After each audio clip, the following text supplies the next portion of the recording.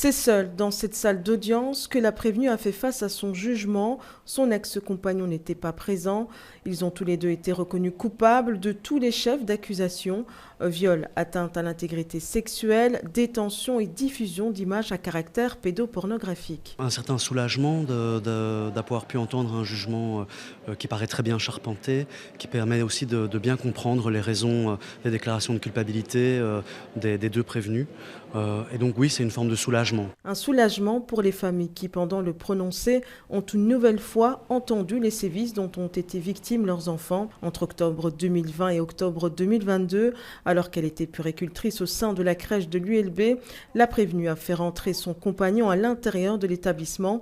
Ensemble, ils ont commis des sévices sexuels sur 5 enfants âgés de 18 à 36 mois. Je pense que c'est un jugement qui est longuement motivé, précis et qui a rejeté l'ensemble des arguments qui étaient évoqués par la défense. Dans son prononcé, le tribunal a estimé que la jeune femme n'était pas sous emprise et qu'il n'y avait donc pas d'aliénation au moment des faits.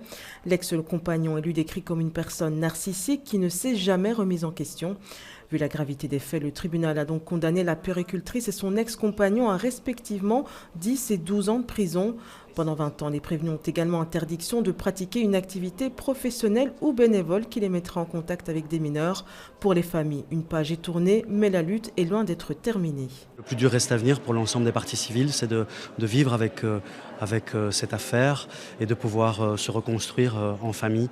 Je crois que c'est ça maintenant le plus important. Les prévenus ont 30 jours pour faire appel de la décision du tribunal correctionnel.